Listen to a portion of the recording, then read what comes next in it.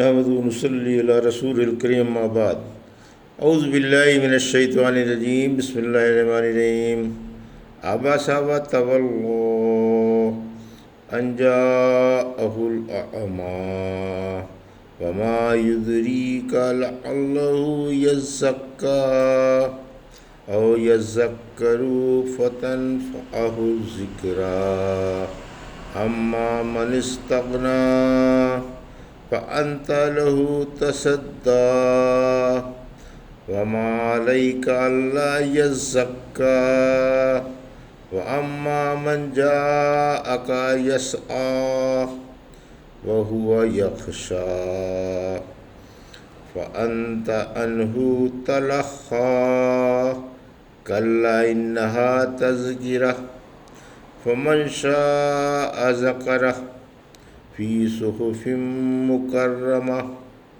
مرفوعۃ مطہرہ بأیدی سفرہ کرام بررہ۔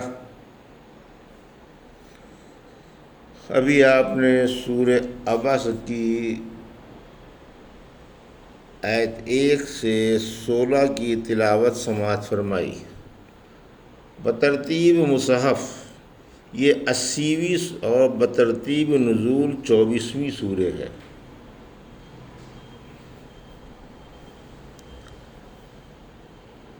پیش ہے ان آیتوں کا ترجمہ اور تفسیر ابن کثیر سے۔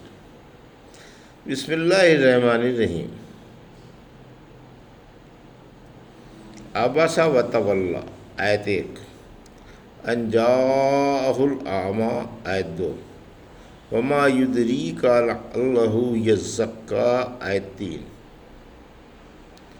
او یذکر فتنفعہ الذکریٰ آیت 4، اما من استغنی آیت 5، فانت لہ تصدی آیت 6، وما علیک الا یزکی آیت 7، واما من جاءک یسعی آیت 8، وَهُوَ يَخْشَىٰ آیت 9، فَأَنْتَ عَنْهُ تَلَهَّىٰ آیت 10، كَلَّا إِنَّهَا تَذْكِرَةٌ آیت 11، فَمَنْ شَاءَ ذَكَرَهُ آیت 12، فِي صُحُفٍ مُكَرَّمَةٍ آیت 13، مَرْفُوعَةٍ مُطَہَّرَةٍ آیت 14، بِأَیْدِی سَفَرَةٍ آیت 15، کِرَامٍ بررہ آیت 16۔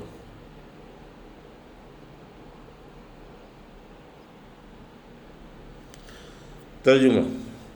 میں اللہ کے نام سے شروع کرتا ہوں جو بڑا مہربان و شفیق ہے۔ آپ ترشروع ہوئے اور متوجہ نہ ہوئے کہ آپ کے پاس ایک نابینا آ گیا تھا۔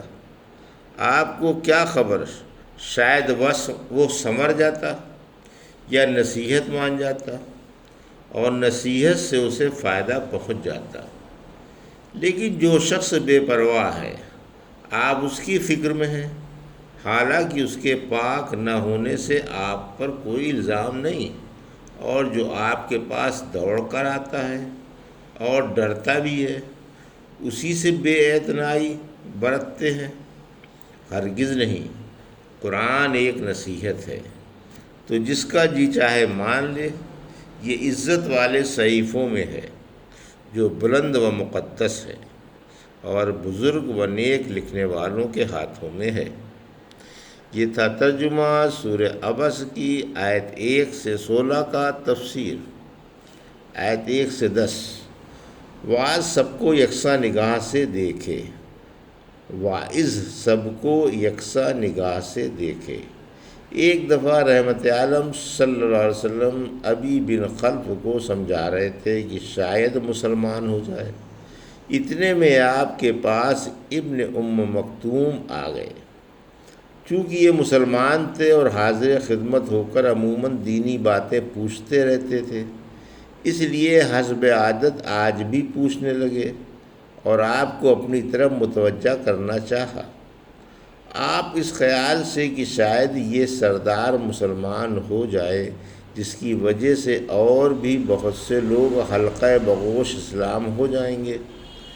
ابن ام مکتوم کی طرف متوجہ نہیں ہوئے، بلکہ ان کے سوالات آپ کے دل مبارک پر گرا گزرے اور پیشانی مبارک پر بل پڑ گئے۔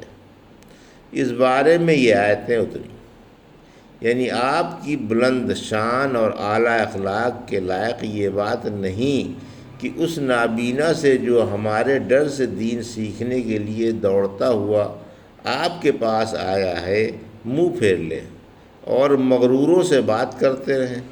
ممکن ہے یہی پاک بن کر اللہ کے احکام بجا لائے اور برائیوں سے بچ جائے۔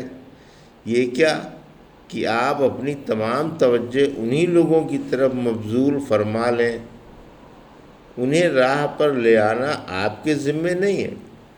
اگر یہ آپ کا کہنا نہ مانے تو آپ پر کیا الزام ہے؟ بہرحال تبلیغ میں سب برابر ہیں، آپ سب کو برابر نصیحت کرتے رہیں۔ ہدایت اللہ کے قبضے میں ہے۔ اگر اللہ کسی کو سیدھی راہ سے دور رکھے تو وہ اپنی حکمت خوب جانتا ہے، اور اگر کسی کو راہ پر لگا دے تو بھی اپنی مصلحت وہی جانتا ہے۔ ان آیتوں کے بعد آپ ابن مکتوم کی بڑی عزت کرنے لگے تھے۔ ایک حدیث میں ہے کہ بلال رضی اللہ عنہ رات میں اذان دیتے ہیں، ان کی اذان پر سحری کھاتے رہو جب تک ابن ام مکتوم کی اذان نہ سن لو۔ یہ بھی آپ کے مؤذن تھے، مگر نابینا ہونے کی وجہ سے جب لوگ انہیں صبح صادق کی خبر دیتے تھے تب اذان دیتے تھے۔ ان کا نام عبداللہ یا عمرو تھا۔ آیت 11 تذکرہ کی تفسیر۔ تذکرہ یعنی قرآن یا سورت یا مساوات تبلیغ و نصیحت ہے۔ آیت 12 جو چاہے اپنے تمام کاموں میں قرآن کا یا وحی کا خیال رکھے۔ آیت 13 قرآن کی حفاظت۔ تمام قرآن معزز صحیفوں میں ہے جو بلند قدر و گرامی شان ہے۔ آیت 14 یہ صحیفے شرک و کمی بیشی سے پاک ہیں۔ آیت 15 اور فرشتوں کے پاک ہاتھوں میں ہیں۔ آیت 16 یہ مقدس فرشتے ظاہر و باطن میں اچھے ہیں، ظاہر میں خوبصورت و بزرگ اور باطن میں پاکیزہ اخلاق و افعال کے مالک ہیں۔ معلوم ہوا کہ قرآن پڑھنے والوں کو خلیق و کریم ہونا چاہیے۔ رحمت عالم صلی اللہ علیہ وسلم نے فرمایا جو قرآن میں مہارت پیدا کر لے وہ بزرگ لکھنے والے فرشتوں کے ساتھ ہوگا، اور جو مشقت کے باوجود پڑھے گا اسے دوہرا اجر ملے گا۔ بہرحال آسمان پر قرآن کو فرشتے لکھتے تھے اور اسی تحریر کے مطابق وحی اترتی تھی، اور اسے دنیا میں بھی اوراق میں جمع کرنے والے بزرگ ترین پاک باز اور فرشتے سیرت صحابہ اکرام تھے، جنہوں نے ہر طرح کی کمی بیشی، تغیر و تبدل اور تحریف سے اسے محفوظ رکھا۔ یہ تھا سورہ عبس کی آیت 1 سے 16 کا ترجمہ اور تفسیر جو ابھی آپ نے سماعت فرمائی۔ بارک اللہ لی و لکم فی القرآن الحکیم ونفعنا وإیاکم بآیات الذکر الحکیم۔